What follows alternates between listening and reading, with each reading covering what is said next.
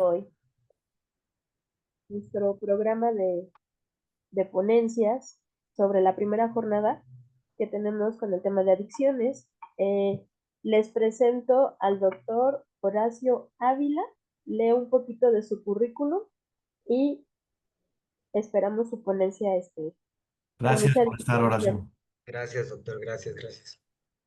El doctor Horacio es licenciado en psicología, tiene una especialidad en psicopatología y técnicas de intervención psicoterapéuticas, tiene un diplomado en psicopatología y diagnóstico multiaxial, máster en terapias de tercera generación en la Universidad de Barcelona, tiene una maestría en psicología clínica y de la salud, tiene un doctorado en desarrollo humano y tiene un entrenamiento como médico tradicional en el Centro de Sanación de San Alejandro en la Amazonía de Perú.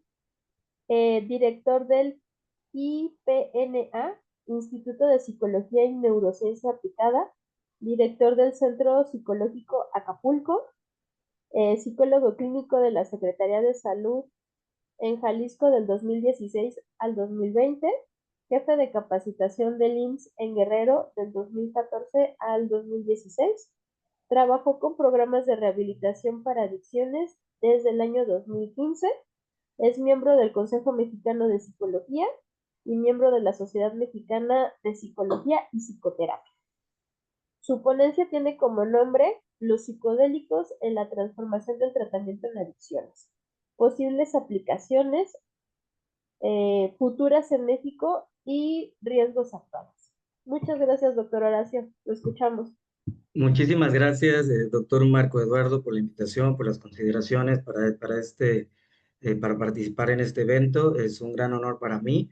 La finalidad de esta presentación o de este discurso es principalmente no promover, por supuesto, este uso, sino aclarar investigaciones, datos científicos sobre el hecho y también considerar situaciones que están pasando actualmente en nuestro país, que nos competen a nosotros como especialistas en el área de la salud mental, en el área de la salud en general. Entonces, tanto como para psicólogos, médicos, psiquiatras y personas que estén interesadas en este tema, pues debería de ser algo fundamental y espero que les sea de importancia o significado valioso esto que les voy a compartir. Voy a compartir mi pantalla.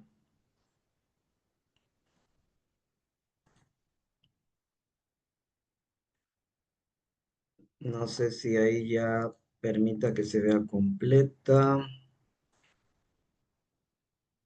Listo.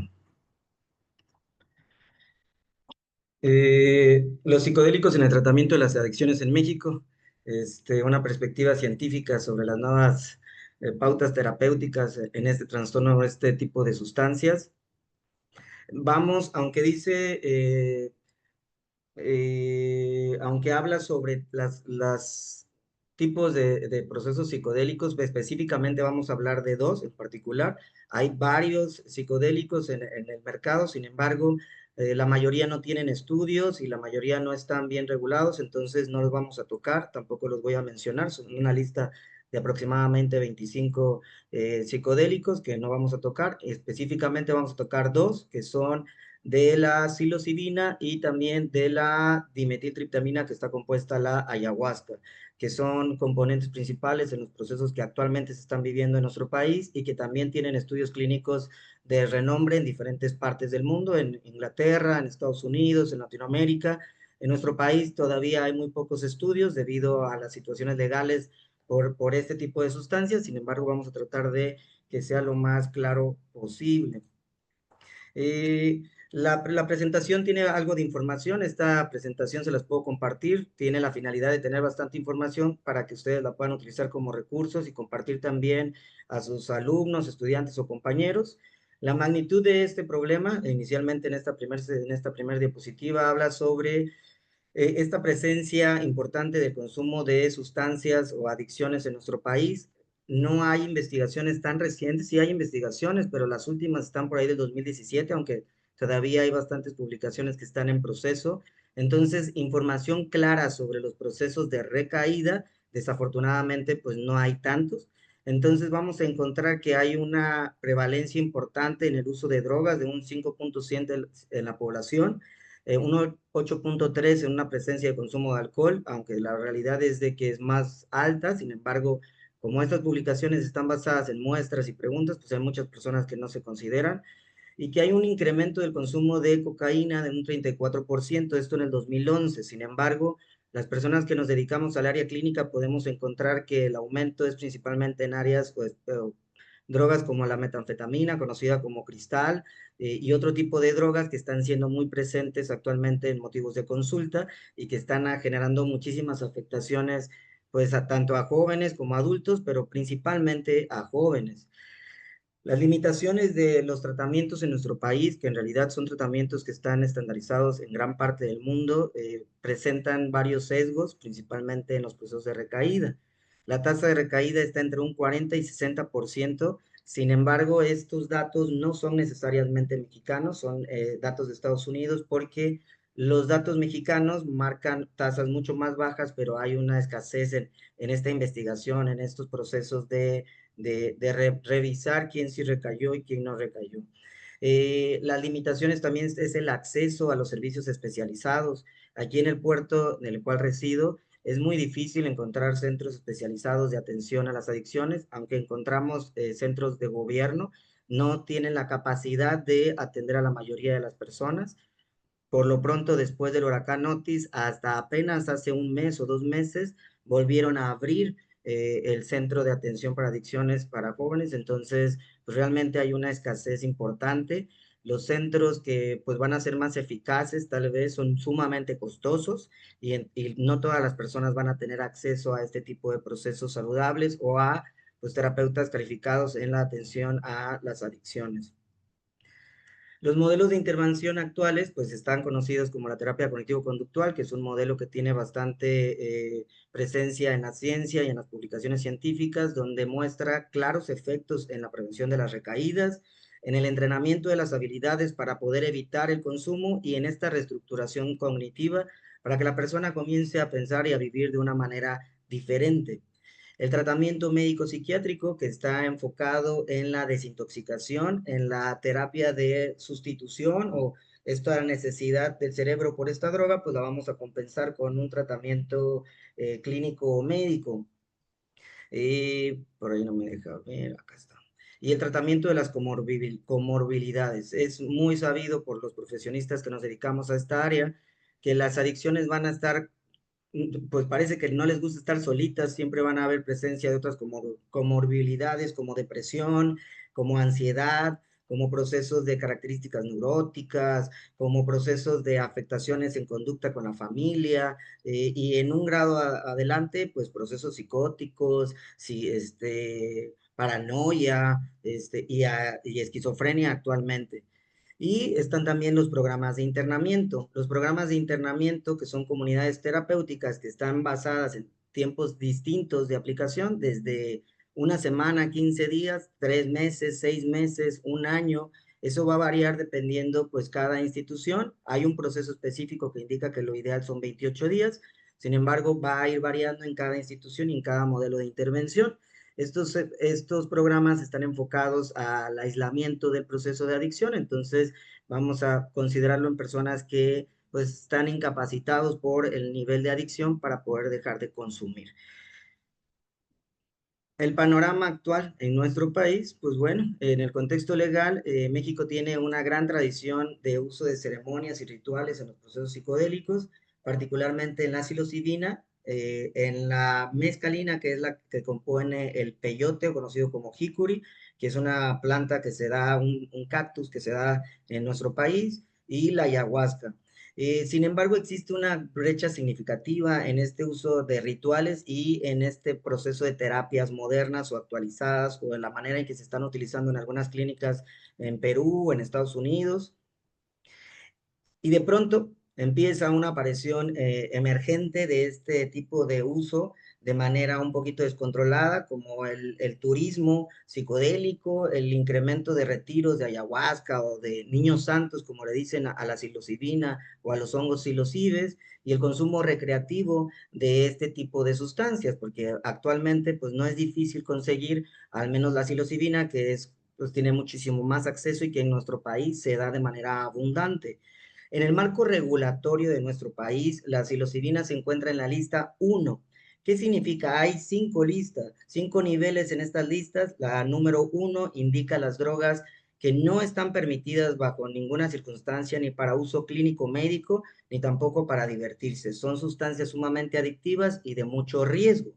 La psilocibina se encuentra en esta lista número 1 y también el DMT o dimetiltriptamina, que es uno de los compuestos de la ayahuasca, pero en su manera suelta, no compuesta. Entonces, al tener la ayahuasca, que es un compuesto con dos plantas que ahorita vamos a mencionar, sale en una brecha, en una oscuridad legal. Entonces, al no mencionar la palabra ayahuasca en la lista número 1, pues todavía hay un vacío legal. De hecho, había 9 personas hasta el año pasado encarcelados por el uso o traer ayahuasca a nuestro país. Sin embargo, después de un cambio de regulación de usos de tradiciones, pudieron salir las personas libres. Esto no significa pues que sean inocentes o no. La realidad es de que la dimetiltriptamina o el uso de este tipo de sustancias, como puede traer beneficios, también podría traer muchísimos problemas. Pues entonces podemos entender que al menos la psilocibina se encuentra en el nivel número 1, o sea, no se podría usar más que en procesos de investigación con permisos ya, pues estos permisos ya dados y tramitados para que los podamos investigar.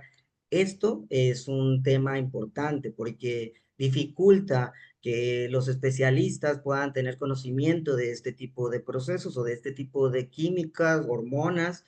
Entonces es muy común encontrarnos con profesionales de la salud como psiquiatras, médicos o psicólogos que nunca han escuchado de este tipo de sustancias y desafortunadamente se están presentando bastante. En un a ojo de buen cubero, conociendo personas que usan este tipo de procesos ceremoniales. Tengo la cercanía de este tipo de procesos debido a que he tenido una formación en la selva y en diferentes culturas, también con los wixárikas, con personas en Oaxaca, donde he tratado de aprender sobre este tipo de uso cultural y de manera responsable. Entonces tengo este tipo de contactos y recibo bastantes clientes, pacientitos, usuarios que han tenido afectaciones graves por el uso de este tipo de procesos. Por lo menos, por lo menos 500 personas a la semana, cada sábado, cada viernes o a la semana en promedio en nuestro país, están tomando una ceremonia de ayahuasca, ya sea en modelo de ceremonia o ya sea que le estén tomando ahí de manera recreativa. Entonces, si lo ponemos en una medida, pues es bastantes personas que ya están utilizando este tipo de productos y que es una obligación profesional que los podamos conocer. La psilocibina, por el contrario, que es mucho más accesible en nuestro país, tiene una prevalencia o un uso mucho mayor. Desafortunadamente, no existen investigaciones actuales de qué tanto se está usando y podemos encontrarnos en redes sociales o en historias de personas que vivieron procesos tanto sanadores como también procesos de mucho riesgo y afectación.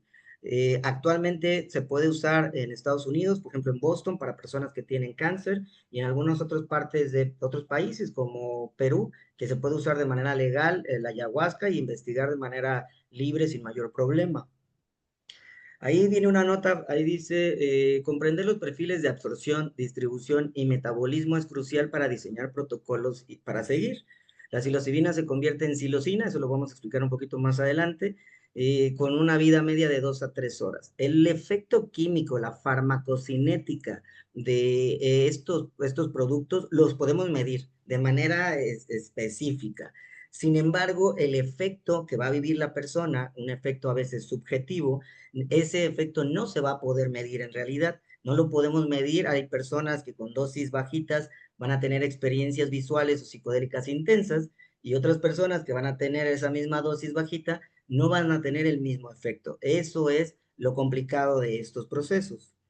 ¿Qué es la psilocibina? Bueno, la psilocibina es un compuesto psicoactivo natural que poseen algunos tipos de hongos, se le llaman hongos psilocibes.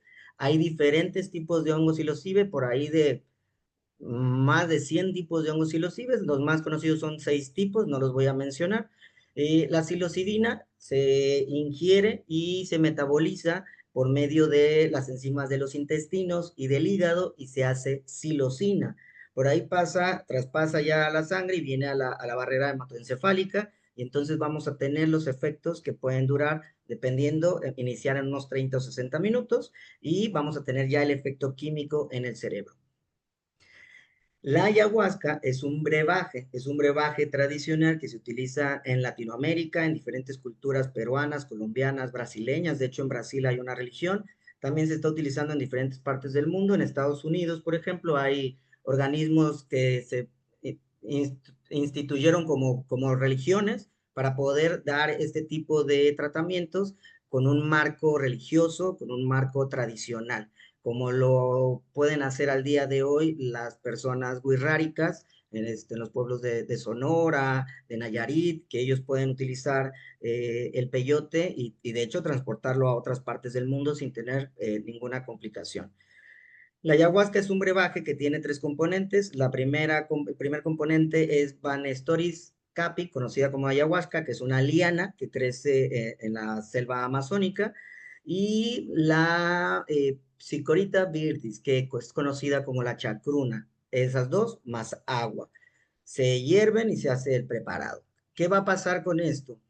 Vamos a tener diferentes afectaciones porque al igual que los hongos, a diferentes tipos de hongos, pues van a haber una cantidad distinta en contenido. Cada hongo va a tener un contenido distinto de psilocibina. Van a haber algunos que tienen 1% de psilocibina, van a haber algunos que tienen 2% y así sucesivamente. Entonces, en el momento en que la persona pues quiere usar un hongo de 1 gramo, o una persona que lo está haciendo en uso ceremonial o que puso ahí su anuncio en redes sociales, van a encontrarse con que 1 gramo, un hongo de 1 gramo que tiene un 1% de psilocibina va a tener 1 miligramo. Pero un 2% ya son 2 miligramos que van a tener una afectación o una respuesta completamente diferente en la persona. Eso pasa también con los procesos de la chacruna y la liana de la ayahuasca. La ayahuasca per se como liana no contiene ningún psicodélico, contiene unos imaos que van a afectar el MAO, que es una barrera que nos defiende de la intoxicación. Y el DMT, que es una hormona que podemos liberar en nuestro cerebro, que libera la hoja de la chacruna, eh, se destruye en el estómago. Si nosotros tomáramos la pura chacruna, no pasaría nada porque el MAO, que es una barrera, va a defendernos de las intoxicaciones y va a destruir este químico. Sin embargo, en el momento en que quitamos la barrera que protege nuestro cerebro de las intoxicaciones, pues estamos expuestos a tener otro tipo de intoxicaciones, tanto por el mismo brebaje como por también alimentos que hayamos consumido antes, sustancias, procesos de medicamentos que van a tener una interacción de manera riesgosa en las personas que los consumen. Eh, Terapia asistida versus uso recreativo. Actualmente ya hay modelos, de hecho el Instituto Nacional de Psiquiatría Ramón de la Fuente ya prepara modelos, ya están generando modelos para el uso específicamente de psilocibina. Yo creo que por ahí del 2030 ya van a estar en proceso, bueno, ya van a estar a lo mejor en su uso. No es que sean demasiado malos, sin embargo, no se puede cambiar todos los años de investigación que tiene la farmacología psiquiátrica con respaldo por algo que simplemente nos está mostrando procesos positivos a muy corto plazo y que todavía no hay investigaciones. No significa que sean malos, significa que hacen falta investigaciones. Ya como país se están centrando en esto porque están llegando muchas personas a consulta o a internamientos por procesos de brotes psicóticos, procesos paranoicos o procesos de ansiedad grave por este tipo de sustancias. Esto es para que tengamos un marco general y no nos quedemos nada más con que vamos a usarlo. Para nada es algo sencillo de usar, hay que tener bastante conocimiento sobre farmacología, sobre procesos también en estos estados alterados de conciencia. En la terapia psicodélica asistida, que ya se están generando los modelos en Estados Unidos y que ya están generados en algunas partes de Latinoamérica, específicamente Perú, es una supervisión médica especializada, una preparación psicológica estructurada, una integración post evento, protocolos de seguridad para durante el proceso de consumo de esta sustancia y objetivos clínicos y terapéuticos claros y específicos. En el uso recreativo, pues no vamos a tener supervisión, va a haber pues alguna motivación de a ver qué se siente, me dijeron que se siente bien bonito, que voy a tener una experiencia divina, hay una ausencia de estructura terapéutica y un potencial uso para que salgan las cosas mal. Los mecanismos neurobiológicos que son importantes mencionar para los procesos de las adicciones y que van a ser afectados por este tipo de sustancias, particularmente estas dos, son principalmente en el tema de la ayahuasca, la activación y también de la psilocibina, pero principalmente en la ayahuasca, es la activación de un receptor serotoninérgico que es el 5-HT2A. Hay diferentes 5Hs que van a afectar diferentes partes de nuestro cerebro. Sin embargo, este en particular va a afectar cómo veo la vida, cómo veo a los demás, cómo me relaciono, cómo interpreto la conducta de los demás. Entonces, al afectar este receptor, entonces vamos a poder afectar la manera en que la persona ve la vida y se relaciona con otras personas. Y va a afectar la corteza prefrontal, que está relacionada de manera directa con la conducta de las personas, y regiones límbicas. Generan también plasticidad neuronal, particularmente la psilocibina. Promueve neurogénesis, que es generar nuevas conexiones entre neuronas, sinaptogénesis, esta mejora en conexiones y expresión de factores de química hermosa en nuestro cerebro. Hay otros estudios que van a indicar que la psilocibina mejora la absorción de la insulina. De hecho, si nosotros le damos psilocibina a una persona que tiene diabetes y que está tomando metformina, vamos a poder tener un bajón de azúcar, un proceso de hipoglucemia. Entonces tenemos que conocer todos estos procesos para saber si nuestro cliente llega y nos dice, es que yo tomé o voy a tomar, ok, pero tú eres diabético, estás tomando este medicamento y va a poder haber una afectación. Pero también podría haber una mejora al tener una mejor absorción en los procesos de insulina. También va a mejorar la red por defecto.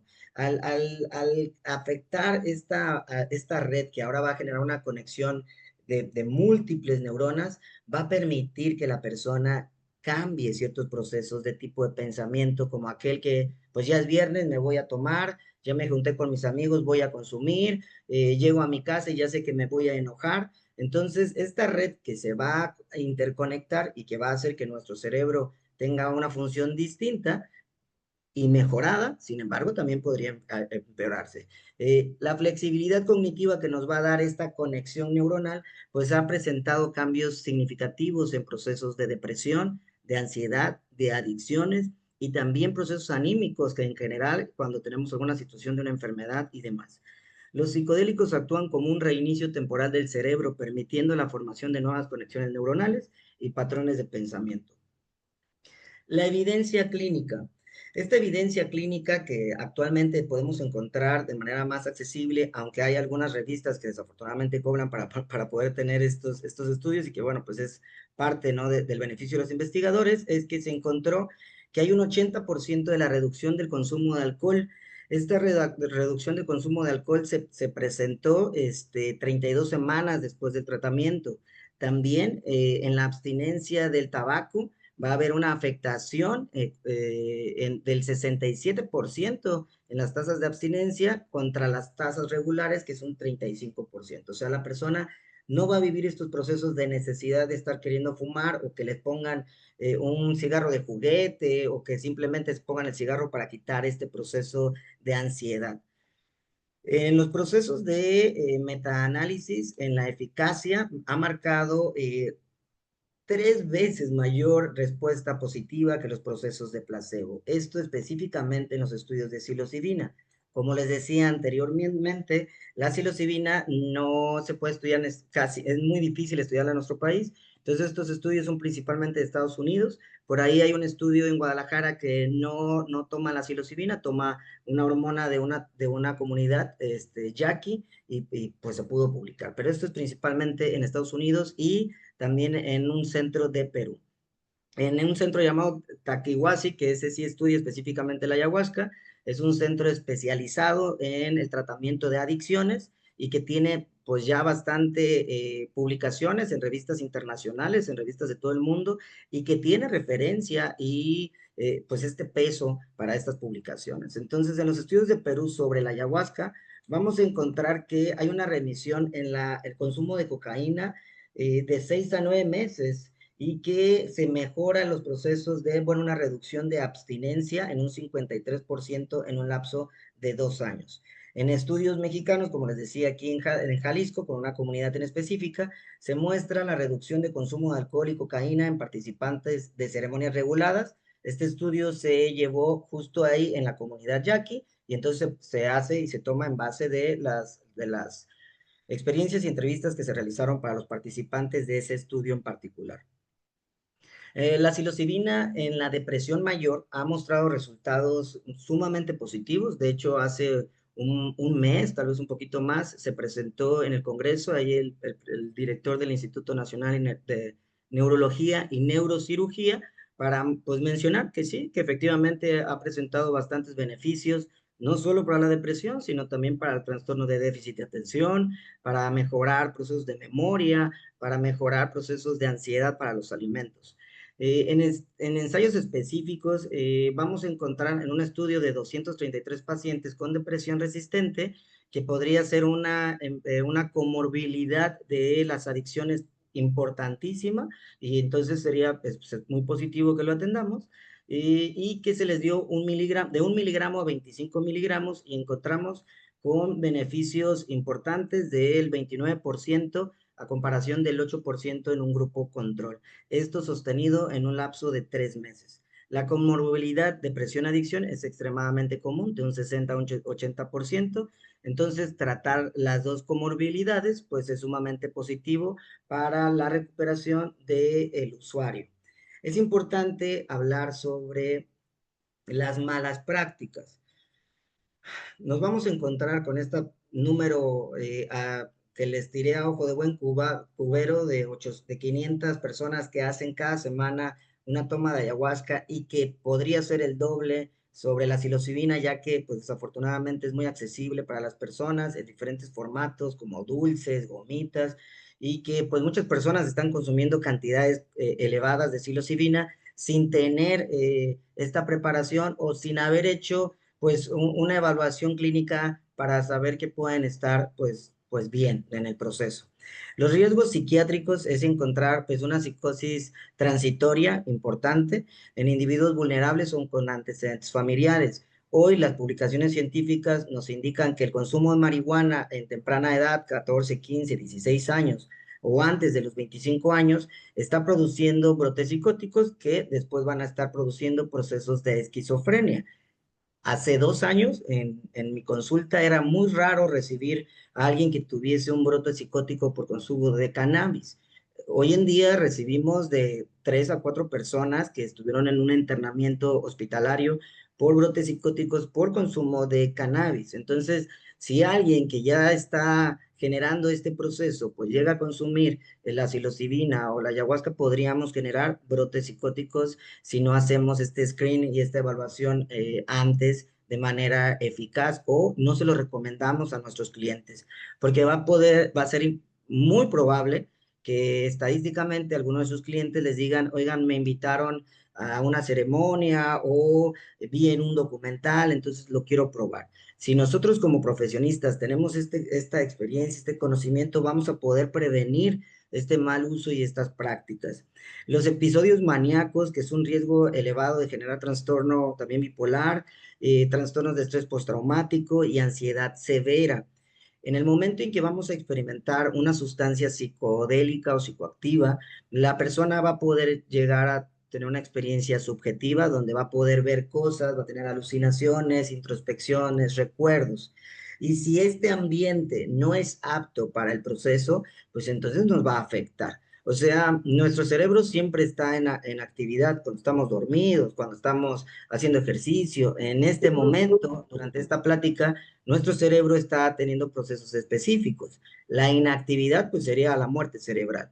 Entonces, Cuando yo voy a una ceremonia o a un lugar donde no se cuidó el set y el setting, que nos estamos refiriendo al set como al estado mental que trae la persona, las ideas, las creencias, las expectativas que puede tener, y el setting, pues el espacio, todo el proceso del espacio. Entonces, si yo voy a un lugar donde armaron todo un tipi chamánico y me van a decir que me van a cuidar de, pues, de los demonios y pues entonces podemos afectar en manera importante los procesos que en lugar de beneficiar, pues van a generar un daño que podría ser permanente en las personas y que se da de manera habitual. En redes sociales nos encontramos que personas que se dedican a dar explicaciones sobre este tipo de dos químicos en particular o dos hormonas en particular, reciben cientos de mensajes de personas que experimentaron este proceso y que tuvieron una afectación o que ahora tienen trastorno de estrés postraumático. Eso en los riesgos por tomarlo, ¿no? Del lugar, del setting. Ahora, las interacciones farmacológicas. Las interacciones farmacológicas son de suma importancia y es por eso que el área médica debe de, pues, también ponerse un poquito las pilas sobre el conocimiento, investigación y estudio de este tipo de procesos. La ayahuasca, al contener, al afectar la barrera que nos protege de las intoxicaciones y pues se quita esa barrera. Y si yo estoy tomando un antidepresivo, si yo estoy tomando algún químico como quesos y los procesos, productos añejos que van a liberar una hormona que nos puede intoxicar, alcohol también, cervezas artesanales, nos pueden afectar muchísimo. Eso va a generar respuestas de arritmias, aumento de presión arterial y hasta llegar a infartos. Entonces, si nosotros lo hacemos en un proceso ceremonial, que esto ya se da en muchas clínicas en nuestro país, en muchas clínicas de nuestro país están dando este tipo de procesos sin necesariamente estar preparados para, porque les dijeron que no les pueden dar ningún medicamento durante el proceso o que no deben de tomar ningún medicamento, pero si la persona tiene un problema de hipertensión arterial y yo veo esta película o en esta visión veo una película fea, pues me puedo llegar a generar hasta un derrame cerebral. Entonces, si yo conozco el proceso de interacciones, entonces voy a tener pues una mejor respuesta o una mejor a, consejería para mi cliente, que pues es el objetivo principal de esta presentación, que tengamos la capacidad de ser buenos consejeros, porque en nuestro país no se pueden utilizar este tipo de productos, pero sí podemos dar un consejo clínico real para que pueda nuestro cliente estar con una seguridad pues lo más cercana a la posible, ¿no? Estar seguro durante el proceso. El síndrome serotoninérgico se va a dar principalmente con la toma de ayahuasca. La ayahuasca va a bloquear receptores de serotonina y los antidepresivos en medida liberan y recaptan serotonina. Si yo tengo demasiada serotonina, la persona va a vivir una experiencia traumática de miedo y puede ser sumamente riesgosa para la vida. Los casos clínicos de muerte que se han dado y que se han estudiado, que se han puesto en alguna publicación, en general, todos tuvieron una relación directa con este uso de medicamentos o con algún tipo de droga que va a liberar bastante serotonina. Y los antipsicóticos, por supuesto, que van a bloquear los procesos o los efectos de este químico, y el litio que podría generar procesos de, pues, tener ahí algún tipo de ataque epiléptico, y si no estamos preparados para eso, pues bueno, vamos a tener un problemón.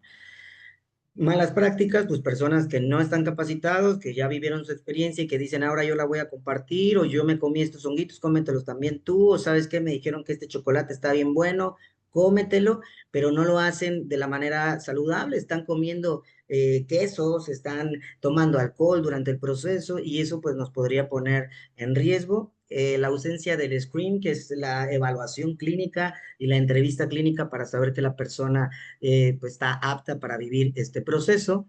Dosis inadecuadas, esto es sumamente importante. ¿Por qué? Porque la ayahuasca solo se da en la Amazonía de Perú hacia Brasil, no la tenemos en México. Aunque nosotros tenemos parte de selva, no hay presencia de ayahuasca. Entonces, hay mucha ayahuasca en el país, al menos en brebaje. Esto significa que el brebaje no tiene necesariamente ayahuasca o no tiene necesariamente chacruna.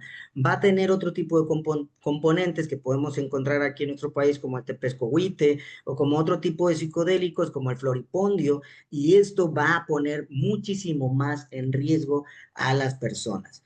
Entonces, en realidad, conseguir la ayahuasca para que los facilitadores la den o las personas que la den, pues en realidad es complicado. Entonces, no podemos tomar estos procesos a la ligera y tenemos que saber que la persona puede estar en un riesgo de intoxicación. La dosis inadecuada, como les comentaba, por ejemplo, en la psilocibina, que el mismo tipo de cepa, o sea, a lo mejor una cepa de un honguito, X, que sea psilocibe, ese mismo honguito, si fue cultivado de manera artesanal en nuestras casas, o si lo corté en Guerrero, o si lo corté en Oaxaca, o si lo corté en Guadalajara, aunque pese lo mismo, va a tener concentraciones distintas de psilocibina. Y la gente cree que porque estén más azules tienen más psilocibina o menos azules tienen menos psilocibina o porque estén más chiquitos o más grandes. Eso no tiene una correspondencia específica o necesaria. Además, como les mencionaba, los efectos. Una persona con una cierta dosis químicamente tiene el efecto de la absorción y de la duración en tiempo, pero del efecto visual o del efecto de alucinatorio, pues no necesariamente va a ser igual. Entonces, alguien con una dosis chiquita, pues puede tener un efecto importante y una alucinación fuerte, y alguien con esa misma dosis puede no sentir absolutamente nada. Y principalmente la falta de integración. Muchísimas personas me buscan o buscan a compañeros porque vivieron una experiencia, vivieron un proceso ceremonial o ellos mismos se comieron la planta o se tomaron el brebaje y al no entender el proceso de experiencia, entonces ahora el evento es un evento traumático severo. Si nosotros consideramos que es de vital importancia que todas las personas que lleguen a consumir esto tengan una integración y si no, la integración la tenemos que dar nosotros como terapeutas, porque la persona va a venir con el problema, con la angustia, con la necesidad y entonces necesitamos hacer una integración para que la persona pueda estar de manera saludable o hacer la referencia y mandarlo a psiquiatría si es que así sea necesario por algún proceso que se haya quedado como activo o reactivo. La diferencia entre medicina y veneno está en la dosis, el contexto y la supervisión adecuada. Implementación responsable. Para una implementación responsable se requiere el desarrollo de protocolos clínicos que definitivamente tenemos que comenzar a promover entre estudiantes y profesionales de la salud, no nada más psicólogos, sino médicos, psiquiatras, hasta enfermeros, que son los que también van a recibir a veces este tipo de procesos, guías establecidas y, por supuesto, utilizar, es sumamente complejo o casi imposible que en una práctica pues artesanal se puedan identificar dosis adecuadas. Eso no es posible. En una práctica clínica especializada se pueden manejar las dosis, entonces esto es para que hagamos la presión y que se empiecen a hacer estos estudios y se haga desde una práctica clínica especializada y dosis específicas. Una formación profesional especializada. ¿Por qué? Porque en el momento en que la persona está teniendo un evento o está teniendo una crisis o está teniendo una experiencia a consecuencia de uno de estos químicos, de una de estas hormonas, pues debemos de estar preparados para saber cómo comportarnos y también la manera en que tenemos que hablarles. Y yo he visto procesos donde amarraron a la persona, o me lo platicaron que amarraron a la persona y la persona quedó ahora más traumatizada o la persona creyó que lo iban a sacrificar en el evento, y que de verdad, aunque parezca absurdo, es sumamente común. Lo siguiente es el marco regulatorio.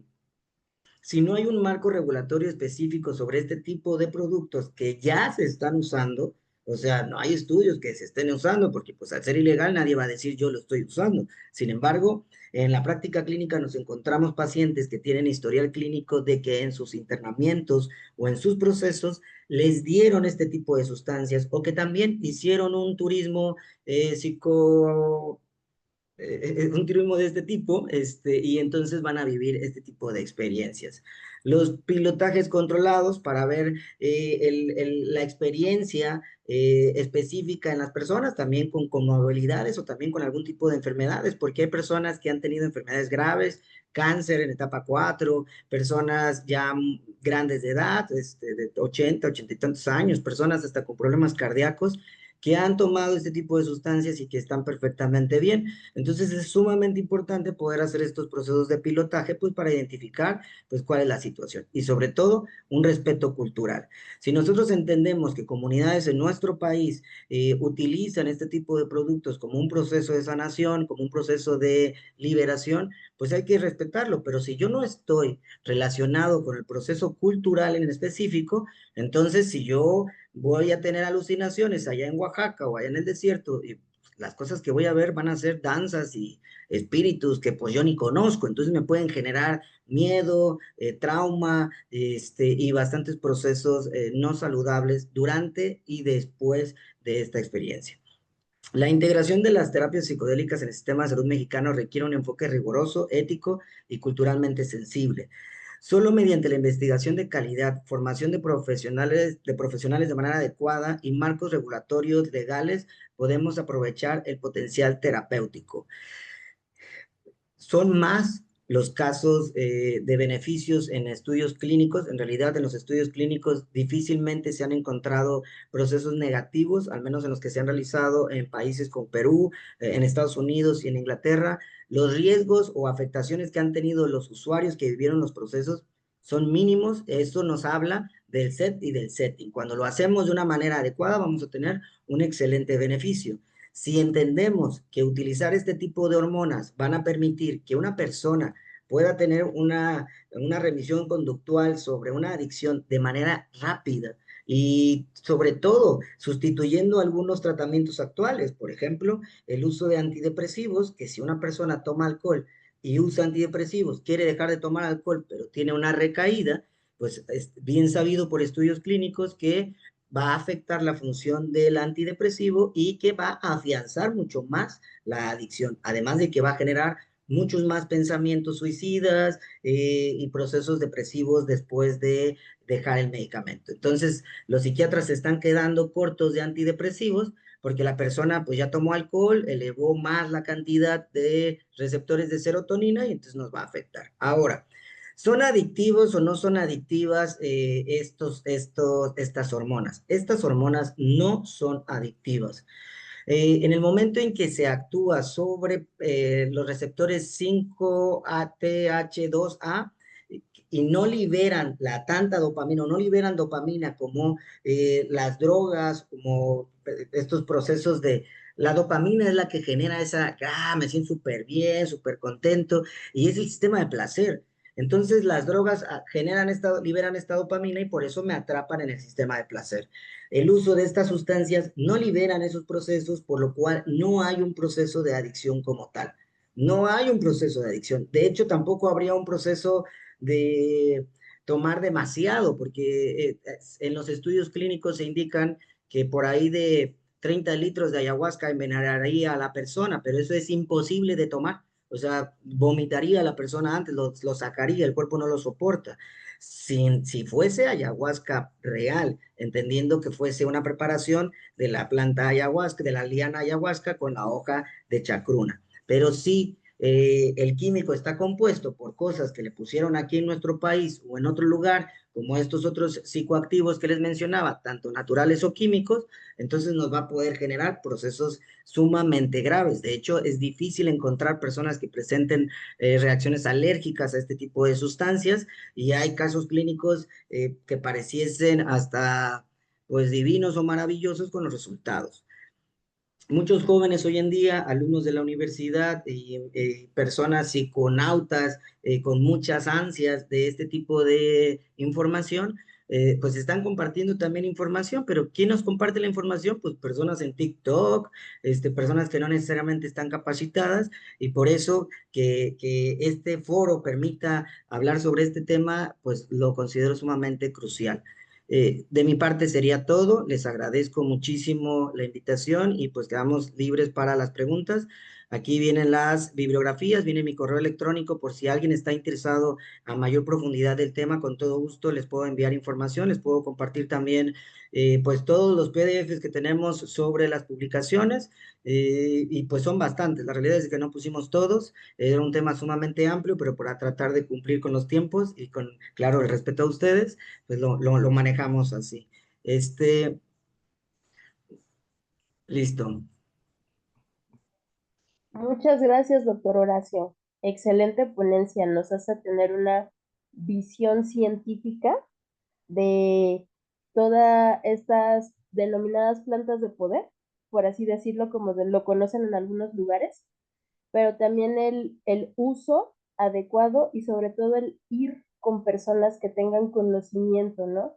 Desafortunadamente hemos visto em, muchos, ¿cómo los llaman? Pseudo Pseudo, chamanes. ajá, en donde han habido como muchas experiencias negativas y teniendo encima el uso de alguna de las sustancias, obviamente estaríamos teniendo situaciones de estrés postraumático posterior y demás, ¿no? Entonces, cuando tienes la información adecuada y sabes con quién recurrir, este tipo de recursos pueden ser extremadamente positivos. O como también en la mañana lo mencionó el doctor Armando, ¿no? El doctor Armando también en su ponencia hablaba de todos como estos usos y costumbres que tenemos, ¿no? Y ella hablaba del temazcal y de todas estas Claro. cosas que hemos dejado de hacer y que como todo tiene una implicación y también tiene un significado. Entonces a lo mejor si nos pudiera, le leo una pregunta y después Claro, claro, le hago yo una pregunta. por supuesto. Dice, ¿los mecanismos neurológicos se pueden ver afectados la memoria? Pueden verse afectados, pero en el momento en que ya sea la dimetiltriptamina por medio de la ayahuasca, la ayahuasca contiene un inhibidor, que es un IMAU, entonces va a permitir que el DMT se mantenga sostenido en la persona aproximadamente de 4 a 6 horas, a veces menos, a veces más, dependiendo de la concentración tanto de ayahuasca como de capi. En el momento en que pasa a la barrera hematoencefálica, va a activar procesos como el hipocampo, la barrera prefrontal, digo, el lóbulo prefrontal, y que van a tener procesos en la memoria, o sea, voy a poder recordar cosas que no estaban activas en mí en este momento, como procesos de mi infancia, como procesos de recuerdos muy atrás en mi vida y que podría ya tener claridad sobre ellos. En sí, el uso de la psilocibina está comprobado que va a presentar mejoras en la memoria. ¿Por qué? Porque es como si estuviéramos cambiando el cableado. Va a generar nuevas conexiones interneuronales. Entonces, una persona que utilice psilocibina en una dosis baja, en procesos de investigación de microdosificación, pues vamos a tener procesos de una mejoría en memoria, en atención y de procesos nuevos, generar caminos eléctricos nuevos. Si yo quiero comenzar a tocar la guitarra, si yo quiero comenzar a pintar, pues la persona va a tener beneficios importantes en la memoria. Durante el proceso, a veces van a aparecer procesos de blackout. La persona no se va a acordar de lo que pasó durante el efecto más intenso o no siempre se van a acordar. Sin embargo, no hay referencias de que la persona después de eso tenga afectaciones en su memoria o que le cueste trabajo poner atención. En general, en el centro de Perú, en este centro de Perú científico y especializado, se ha encontrado un beneficio clínico en la mayoría de los pacientes en memoria, en atención, en creatividad. ¿Por qué? Porque estamos haciendo pues una conexión neuronal nueva, generando conexiones nuevas, o sea, vamos a poder usar partes de nuestro cerebro a las cuales no teníamos acceso con anterioridad. Doctor Marco, ¿quiere decir algo o continúo con las preguntas? Yo quería hacer una pregunta. Ah, ok, adelante.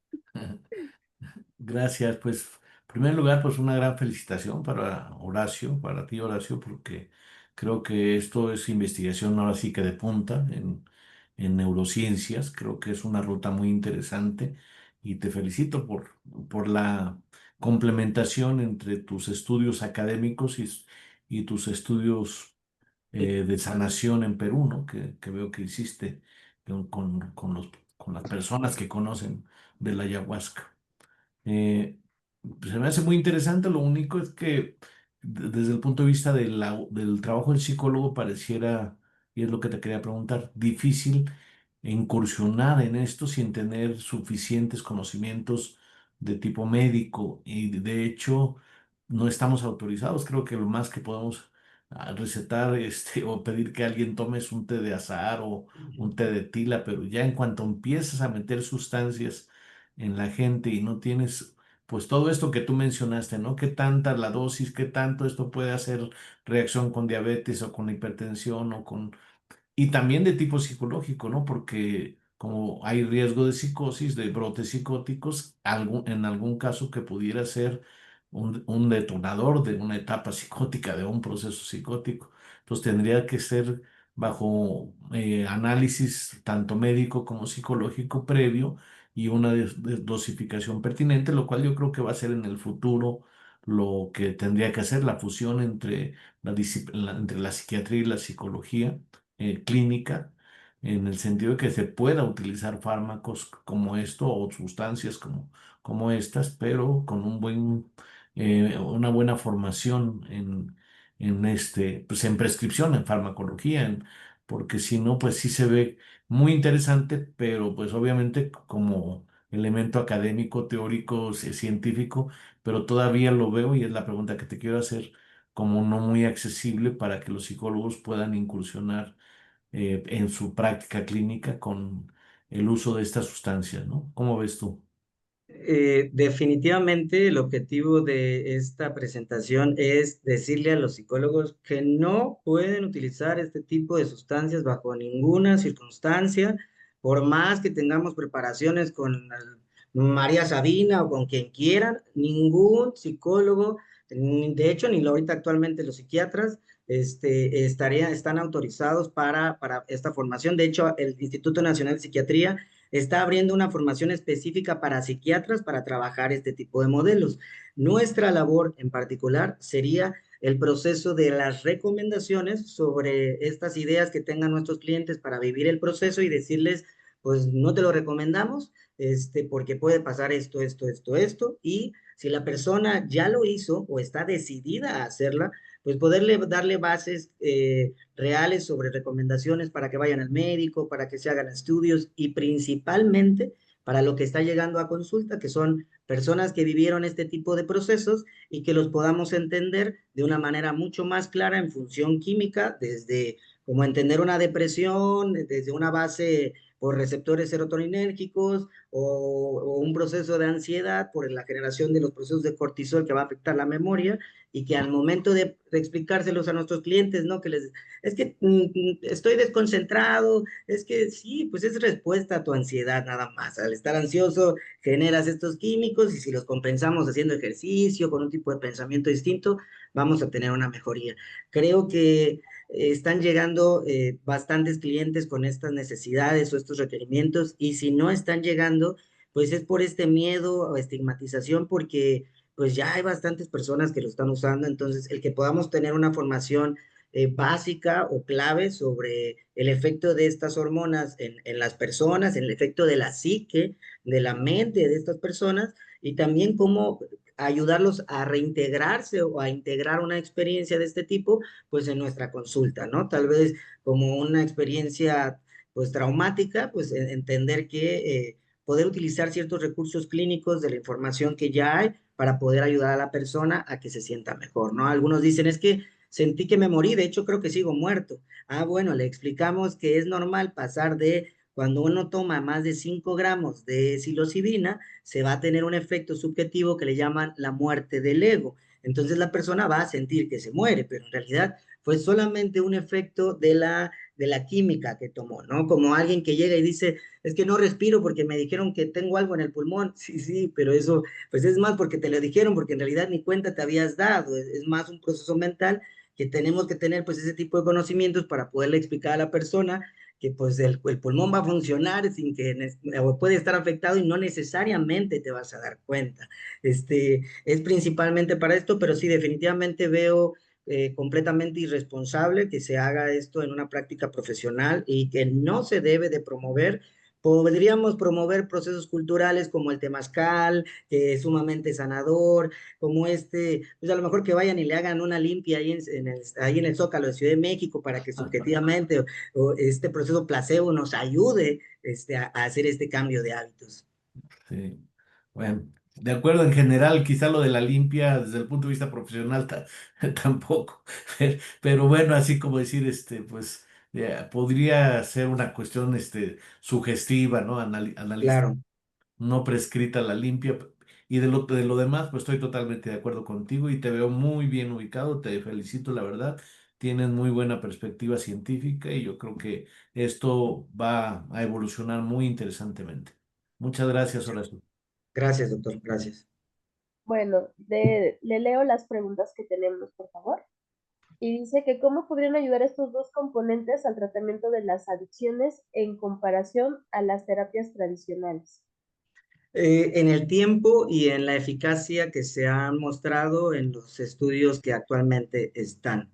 Hay casos específicos en remisión, mejor dicho, en recaídas del consumo o de adicciones.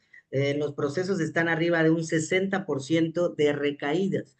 En los estudios que se muestran actualmente con el uso de este tipo de hormonas, las recaídas bajan a un 30% y se reducen en un lapso de un año, año y medio. No hay más estudios más que tengan pues un tiempo más prolongado. Sin embargo, por un año, año y medio, que era lo que han tomado también en otros estudios, la recaída es mucho menor, además de que no hay necesidad de dar compensación como tratamiento psiquiátrico. Por ejemplo, las personas que vivieron este tipo de procesos no van a requerir antidepresivos para el proceso, es que nos van a llegar a generar a lo mejor algún tipo de problemita a lo mejor en el futuro. Sin embargo, el considerarlos en un futuro para un proceso de tratamiento de las adicciones, pues es que son mucho más eficaces, mucho más seguros en muchos casos, muchos aspectos, inseguros en el mal uso, pero muy seguros, como les mencionaba, que a las personas que les aplicaron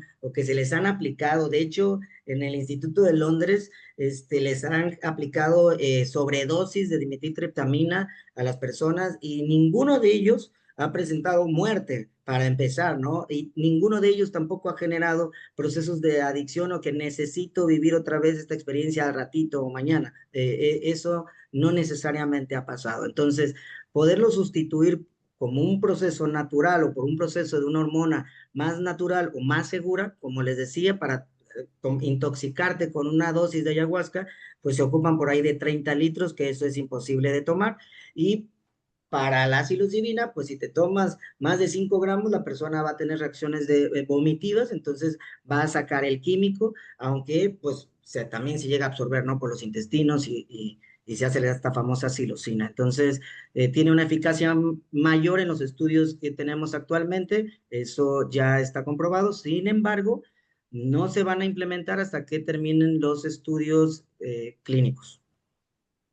Ok. Siguiente pregunta dice, ¿hacia dónde cree que va México en los próximos años con respecto a la regulación de estas prácticas? Específicamente en la regulación de la psilocibina. Actualmente ya se están utilizando químicos psicoactivos como la ketamina para el tratamiento del alcoholismo, de depresión mayor. La ketamina sí genera liberación de dopamina y que sí va a generar procesos de adicciones. Hay metanfetaminas o químicos de farmacia como el metilfenidato, que es el famoso Concentra, que sirve para el déficit de atención y que también pues va a generar algunos riesgos, entonces se van a poder sustituir por la psilocibina. ¿Por qué? Porque en los estudios que publicó el Instituto Nacional de Psiquiatría y que ya tienen ahí a la mano y que presentaron acá en el Congreso es que la psilocibina va a tener un efecto pues, por ahí de un 30 o 40% más eficaz que el antidepresivo, al menos el escitalopram y otros antidepresivos. De hecho, por ahí hay una publicación donde se pueden utilizar combinados. Tiene un efecto 10 veces mayor que el metilfenidato para la atención y la concentración. Entonces, ya hay un protocolo, yo creo que en unos 2 o 3 años máximo ya se va a poder utilizar la psilocibina únicamente por doctores, a lo mejor en dosis bajas y altas, y va a ser en un compuesto sintético, no va a ser pues no te lo van a dar en honguitos, pues va a ser sintético, pues para poder tener una dosificación adecuada y segura, y por supuesto va a estar muy regulado, debido a que primero se tienen que cambiar las leyes o las regulaciones legales para poder liberarse este tipo de productos, aunque tenemos medicamentos que son de uso controlado, que están en la lista 3, por ejemplo, que son las benzodiazepinas y que pues el médico las receta. Entonces, en algún momento también va a poder recetar esto, no falta mucho, ya están los protocolos, ya están preparando los procesos de capacitación para los especialistas. Entonces, yo considero que entre 2 y 3 años esto ya va a estar presente en nuestro país en el área médica psiquiátrica. Ok. Y otra pregunta dice, felicidades, doctor, excelente explicación. Mi duda es, ¿una clínica, hospital o universidad podría pedir permisos al gobierno para investigación o actualmente la investigación presenta muchos obstáculos? La investigación la puede hacer relativamente cualquier instituto, sin embargo, en ese tema en particular está sumamente complicada o limitada. No, las universidades no quieren meterse en ese tipo de problemas porque pues hay bastantes cositas ahí en la mesa, ¿no? O sea, en los 60 el manual diagnóstico y estadístico de enfermedades mentales, por ahí en su versión 2 manejaba la psilocibina como el tratamiento más eficaz para tratar la adicción. De hecho, John W., el creador de Alcohólicos Anónimos, dejó de ser alcohólico por la psilocibina. Sin embargo, pues no conviene necesariamente que podamos tratar una adicción a lo mejor así de rápido y tampoco está bien. O sea, para que un instituto tenga la capacidad de hacer estas investigaciones, la verdad es que es complejo. Pocos institutos hay como el Instituto Nacional de Neurología y Neurocirugía en nuestro país, no nada más en sectores privados, sino en otros países. O sea, esperar que una clínica o una universidad tenga este tipo de equipos para hacer el trabajo de manera responsable, pues es difícil. Y número dos, pues recordemos que los procesos de pilotaje van a ser con personas que pueden tener pues algún tipo de riesgo a futuro. Entonces, no es realmente viable. La realidad es de que un servidor intentó hacer una publicación específica en nuestro país sobre psilocibina y pues no fue tan fácil, ¿no? Se va a publicar a lo mejor en Estados Unidos, pero aquí en nuestro país es muy complejo hacerlo. No hay que ponernos tristes ni mucho menos, sino hay que seguir intentando, estudiando y compartiendo información para que esto se haga pues de una manera responsable. Ok, muchas gracias, doctor. Excelente ponencia. Eh, Creo que me queda a mí agradecerles a cada uno de los participantes su profesionalismo y toda la experiencia que mostraron a lo largo de toda la jornada y de igual manera a todos los asistentes porque pues fue largo, fue mucha información y tenemos como muchas cosas que replantearnos para el uso y el uso, el tratamiento y todo lo que tiene que ver con la cuestión de las adicciones. Le doy las palabras al doctor Marco para que haga nuestro cierre oficial de esta